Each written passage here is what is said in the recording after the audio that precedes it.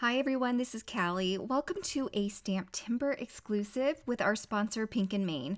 This Love You Snow Much set is adorable. We welcome back these marshmallow snowmen and I just adore them so much, and I'm so excited to share this card with you. So let's get started here. I just want to give you a quick look at what that stamp set looks like. I'm going to stamp 3 of the 4 images and then I'll be coloring them with Copic markers. Now the Copic process is going to be sped up a little bit, but it's kind of nice for you to see from beginning to end what that looks like as we transform these little images from white to fully colored. On these white snowmen, I wanted to give them a bit of reflective color from the snow.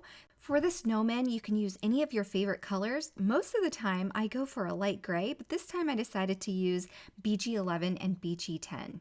Then I'm using some gray markers on these adorable little penguins. Then to add pops of color everywhere else, I'm introducing some reds for the mittens and some of the Santa hats. And then we'll introduce some blues as well for the scarves and gift presents that are in the images. And then I'll introduce some purples as well as more teal. And when we're done with all of the images, because I don't have the dies for this stamp set, it does come with dies, by the way, so if you want dies and they're important to you, be sure to snatch those up before the September exclusive sells out. I'm going to be doing some fussy cutting, which I don't mind at all. It just takes a few minutes.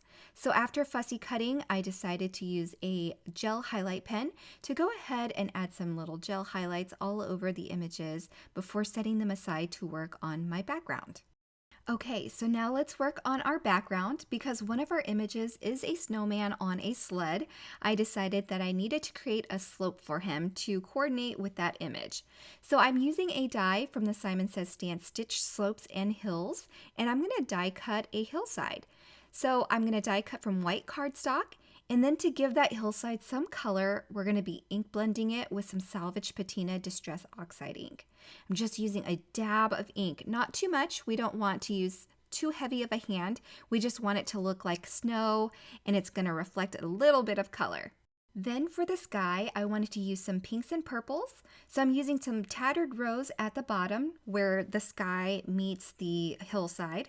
And then I'm going to use some shaded lilac here for the upper portion of my card panel. Again, use a really light hand. I want that pink to really blend into the purple, so I'm using a really light hand on both of these colors. I'm going to alternate between the tattered rose and the shaded lilac to get that smooth blend, and once I'm happy with that, I'll intensify the top portion of my sky using Wilted Violet Distress Oxide ink. I'm using the same purple brush, so that shaded lilac color is really going to blend with that Wilted Violet pretty well. Now to give my background some texture, I'm going to go ahead and spritz it with some water, and that'll give it a dreamy snowfall look. And then I'm going to add some white paint splatters as well. I'm using a drop of acrylic paint with a little bit of water to get the consistency that I like. Then I'll splatter that background for an intensified snowy look. Next, I can go ahead and add some adhesive to that slope that we ink blended, and then I can attach that to my background. Anytime I ink blend a background, I want some really clean edges. So I'm just going to cut off a little bit. I'm just going to trim off 1/8 of an inch off all of the sides, get it all nice and clean, and then I can go ahead and set up my scene.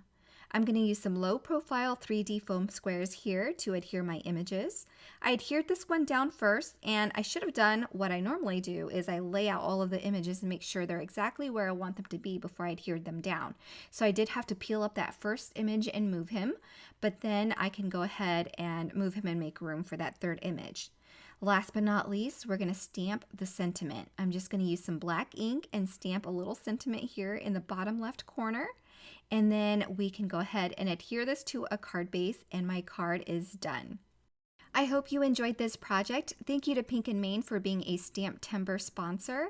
If you enjoyed this card and the products, be sure to grab your set before it sells out. This STAMPtember exclusive is sold in a limited quantity, so once it's gone, it will not be restocked.